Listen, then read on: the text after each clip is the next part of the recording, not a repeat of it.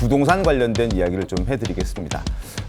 서울 강남 재건축 아파트 청약 열기가 뜨겁습니다. 서울 서초구에 들어서는 재건축 아파트 청약의 평균 경쟁률이 무려 238대 1을 기록했다는 소식이 전해졌습니다. 청약에 몰린 이유가 있습니다.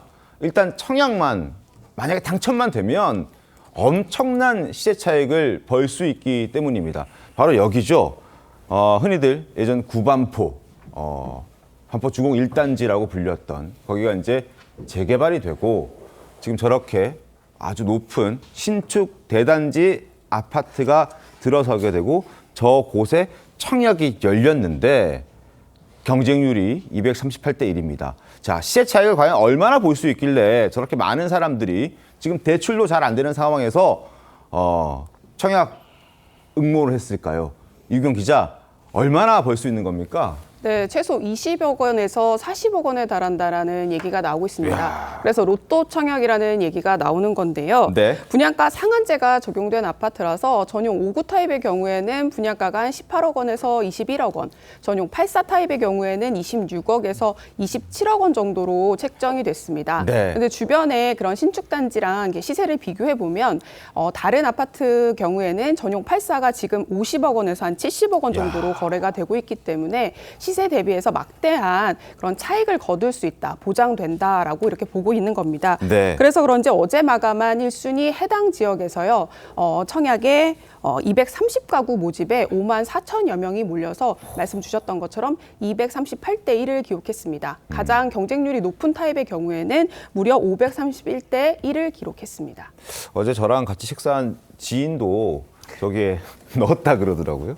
넣게 되면 그 대출 안 되는데 어떻게 할 거냐 했더니 어떻게든 돈을 한번 모아보겠다라는 얘기를 이제 저녁 먹으면서 이제 얘기를 하긴 했었는데, 이제 당첨이 된다 하더라도 사실 웃을 수 있는 것만 아닙니다. 왜냐하면 현금이 한 20억 정도는 있어야 이 당첨이 되고 난 다음에도 집을 그대로 유지할 수 있는 상황이기 때문에 이것도 문제가 되지 않을까요, 유경 기자?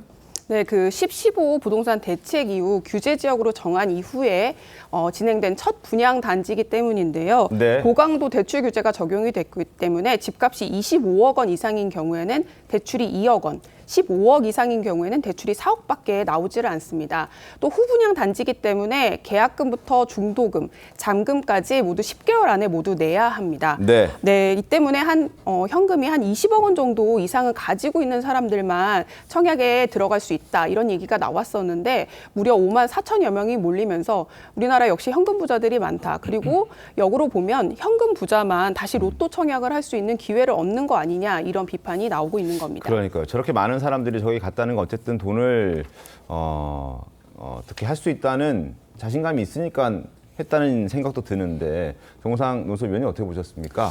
예, 글쎄요. 이제 저게 어떻게 보면 우리나라 부동산 정책이 갖고 있는 구조적인 그 한계를 보여주는 건데, 네. 결국에는 집값을 잡겠다고 냈던 지난 11호 그 대출 규제 정책이 결국에는 일반적으로 집을 사야 돼서 대출을 받아가지고 집을 구매하고 싶은 사람들의 내 집 마련의 꿈을 짓밟고 결국 돈이 있는 사람들만 돈을 벌게 하는, 사실 20억이라는 현금을 갖고 있는 사람들이 뭐 얼마나 있겠습니까? 네. 근데 저기서 수백 대 1의 경쟁률을 뚫고 당첨이 되면 30억 정도의 차익을 바로 얻을 수 있다면 20억 갖고 있는 사람 입장에서야 뭐 못할 게 없는 거고요. 그리고 일반 서민들 입장에서는 사실 뭐 집을 구매해 본 사람들, 뭐 경험 있는 분들은 잘 아시겠지만 당장 1, 2억을 구하는 것도 얼마나 어려운 일인지를 알고 있을 겁니다. 네. 그렇기 때문에 저렇게 대출이라는 거를 정확한 어떤 이 부동산 현실이라는 걸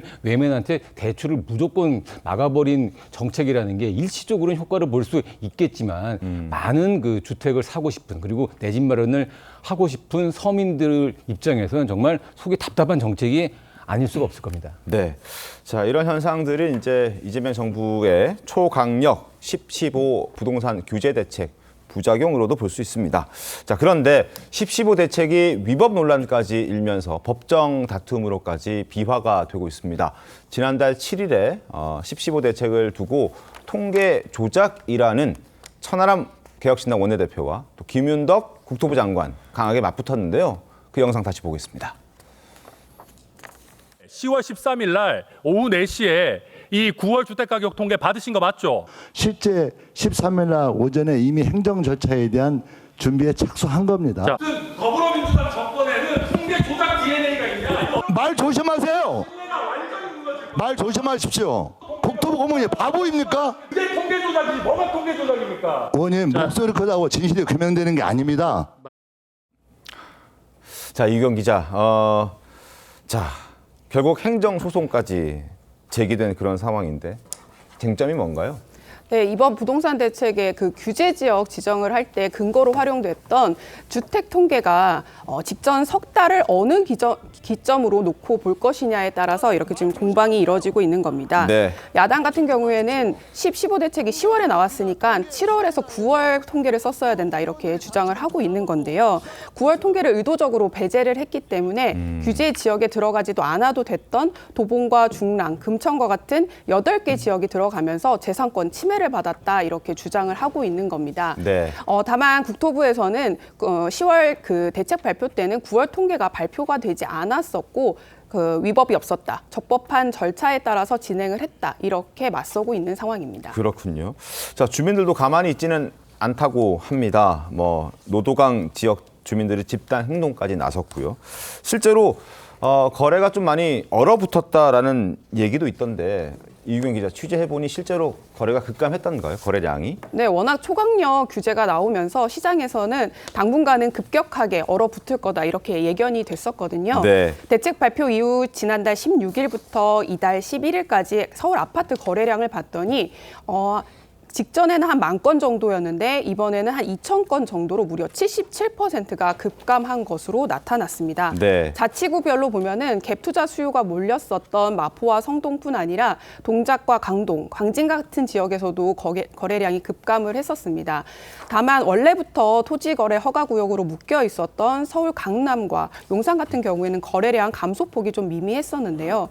워낙 그 초강력 규제고 광범위한 규제를 묶다 보니까 오히려 이런 강남 3구, 용산 똘똘한 한 채에 대해서 다시 또 투자를 하려는 이런 성향들이 드러나고 있는 거 아니냐 이런 분석이 나오고 있습니다. 알겠습니다.